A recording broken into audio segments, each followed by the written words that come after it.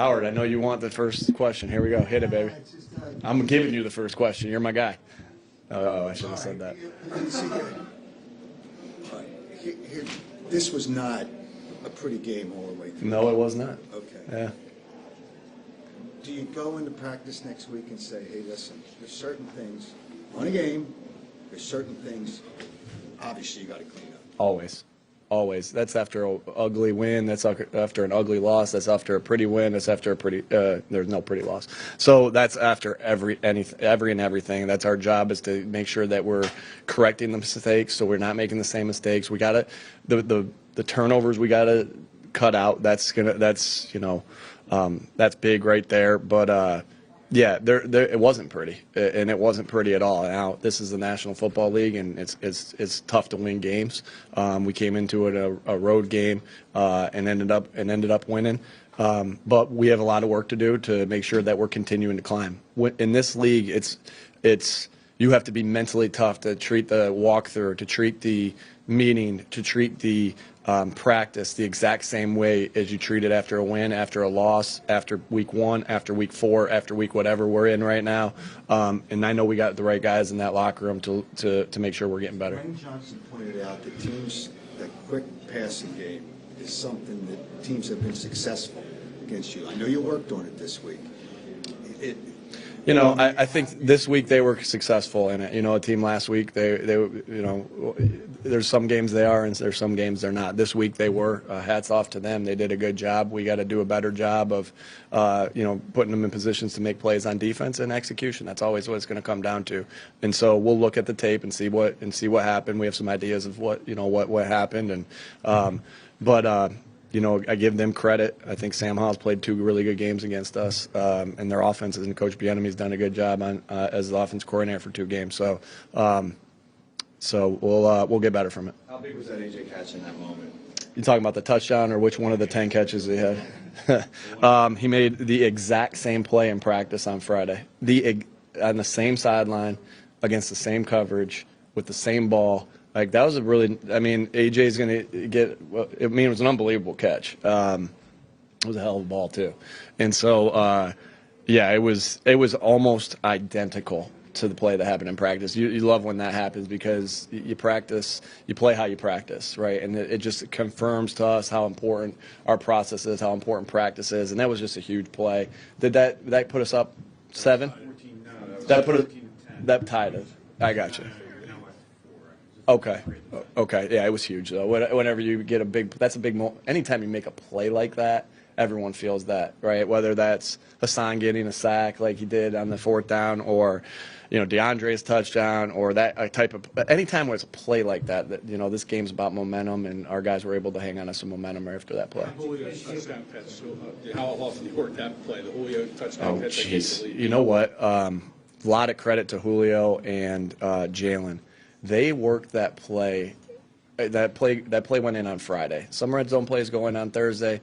Some red zone plays go in on Friday. You kind of do a little bit of both. And when that play went in on Friday, we had so much conviction in it because Julio and Jalen had so much conviction in it, and they worked the crap out of it. So I think we ran it twice in practice. The first one we missed. The second one we hit, and in between us missing that, they must have thrown it 15 times. Again, I'm watching the defense at practice, but that's what Kevin Patullo and Brian Johnson had told me. This play's ready. They work the crap out of it, and it's just I love when it's to Jeff's question, when something works out because of the way the guys have worked. These guys have gotten to these spots because they're highly talented and they've worked their butts off, and then to be able to see that in the progression of practice, we'll use that for the entire time I'm here as hey, look how important practice is. Look how important the process is. Look how important it is to be on the same page. So I'm going on about that because I thought it was awesome, because they worked tirelessly on that Friday practice to get that thing right. I know he was laboring a little bit on his knee. He was asking. And you got 2 right. It looked like Jalen was laboring a little bit with his knee. How did you think he played? And oh, shoot. Did you feel like he was lights really out. Dealing with You'll have to ask him how he felt. You know, I know he's tough, and I'm not going to always know because he's not going to tell me how he feels, and because, you know, he always wants it on him, and that's what you want from your quarterback, your leader. And he played outstanding, completely outstanding. You know, I think what you're seeing is that, you know, how good he's playing within the pocket, where, you know, when maybe he's not feeling the best that he can feel, and he can't run, or isn't running as much, that he's playing outstanding football. I thought he played lights out. Could he have had this game today 2 years ago? Yeah. Was he- Yeah. No, I mean, there's no doubt he's gotten better, but yeah, I mean, we've always had confidence in Jalen. You asked me that, and I'm always going to say yes on that. It was a You big guys moment. were talking about working through adversity and then making plays for each other, and they talk about a belief that they have in each other. How did you go about establishing that culture, that feeling, that belief that they have all in each other? That's a good question. Yeah, belief was our big talk, what we talked about all week. You know, you go into a week, each week with a theme of what you want to establish and talk through. And, you know, I just think that belief is built, belief is built through trust, spending time together, practicing together, your past experiences in football, right? Our belief, right? It's not blind faith in football. It's more the belief in each other is built through the players that we have, through this physicality that have, through all those different things. And so they believe in each other because they put the work in, and they see. Jalen saw that play that AJ made in practice. We all saw that play that AJ made in practice. So we put the ball to him the same spot, and he made the play. That's trust. That's belief, right? And then that's also from your past experiences as players, right? And as a team, you know. I don't think for 1 second we thought, like, when, you know, we all went to each other when the game got tied up. Did Reed picked it off, and then we went up 7, right? We all went to each other like, all right, we believe that we're going to get a stop here on defense, and we get an interception. And then, you know, then we put the ball in the end zone. So there was just this ultimate trust. How do you get that? You get belief in each other, again, by all those things I said, but also the connection that you have with each other, right? And these guys are close. This is a close group of guys, and I think Stout always says execution. How does he say it? I don't even know. Anyway, I'll mess it up if I say it. So, I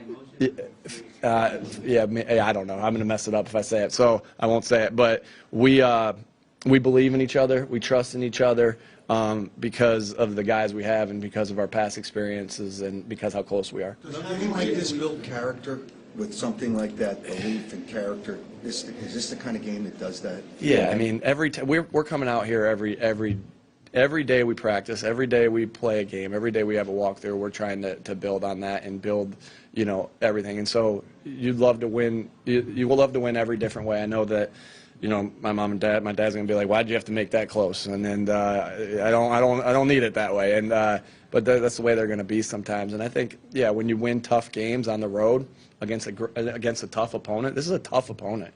I got so much respect for Coach Rivera and these.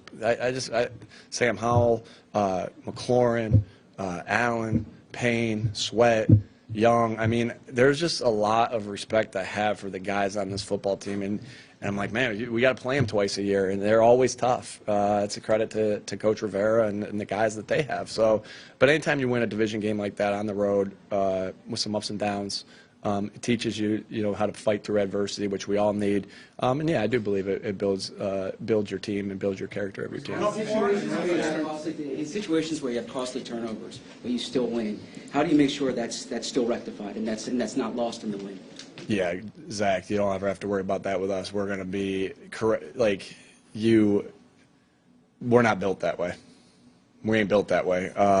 We're built by every mistake that we make, we correct. Every time we do something right, we praise. And that's accountability.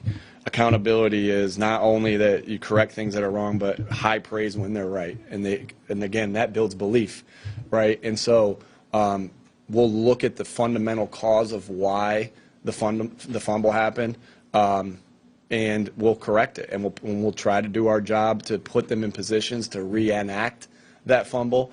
So we're trying not to make that play, that something like that happen again. And so, yeah, that doesn't even, if you said that to our players, you say that to one of our coaches, that doesn't register with us because we aren't built that way. Like some of the best times for growth too are just after adverse moments, right? win or loss, and we'll take time to get better from that. Kenny back out there on purpose, or is that just part of the rotation? We don't ever lose faith in Kenny. He had a fumble, and if Jalen has an interception, we don't take him out. If Kenny has a fumble, we don't take him out. If I'd have done that with AJ last year when he had 3 games in a row with a fumble, that'd have been dumb. So we trust him. That was just part of the rotation. He was in because he was in on those, yeah. Getting the snap off. Oh, I see what you're saying. Like, did we put him back in to get the flow again? Yeah, it was just the way that the drive went. With that, Getting the snap, I'll get you to getting Tim. the snap off before they have a chance to look at a replay and kind of make a decision on that. Big moment, obviously. How Yeah. was that coached? I mean, when Yeah, we practiced the heck out of that. I mean, that happened that happened last year in the NFC Championship game. Happened again today. We've probably had a handful of those. I don't want to give up too many secrets, but you try to put yourself in every scenario. We practice that every week. We have faith in the play that it is. We didn't get a completion off it, but you can go fast and get it off. And so sometimes that's because we don't know if we caught it. Sometimes we know we caught it, but we're trying to bait you. Sometimes it's, we know we didn't catch it, right? There's all those can be true. But there's a lot of effort and time that's been put into that.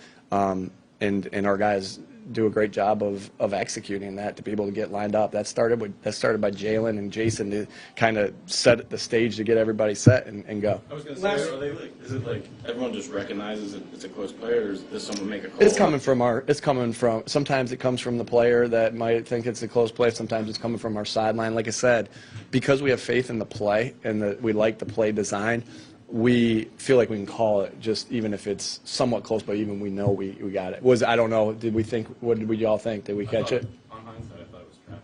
It was trap. What did you think, John? Trap? Oh, then we did a good job. Last one, Tim. With AJ breaking the record for almost 125-plus yard games in a row, what kind of thoughts come to your mind, Nick, as somebody who has the expertise in wide receiver position and appreciation for? I want that jersey. Before the NFL can get their hands on it. No. Yeah, it's awesome. That's cool. Anytime our guys can get a record or anything like that, I mean, the history of this league and the history of this game is special to me. And so when you do something that no one's ever done in history, and one of your players does that, that's pretty cool. So AJ, has done it better over a 6-game stretch than anybody ever to play this game, and that's pretty special. Because again, it's special because it's just the players that have come before, the coaches that have come before, and the coaches that are here currently, and the players that are here currently to be in a record book for something like as impressive as that speaks to the type of player AJ is. I told you last week he did so many unsung things that were outstanding, and great leader. You saw him over there. Like, I had to pull him off the field at a timeout when we were on defense. I'm like, you ain't going in. Like, he was on the field encouraging our guys, believing in our guys. Like, so many. I've said this to you guys before. I think I said it after there were some questions about the penalty he had last time we played Washington, that there's not a better person on our team than A.J. Brown. Might not be a better player on our team than A.J. Brown. There's not a better person, and I love these guys in there. And so that's high praise that I'm saying, because he's an outstanding. He's just I'm happy it's happened for somebody that's as top notch as A.J. as a worker, as a person, as a teammate, as everything that he is, a son, a father, all those different things. Just got so much respect for him and who he is on that field and off the field. All right. Thank you.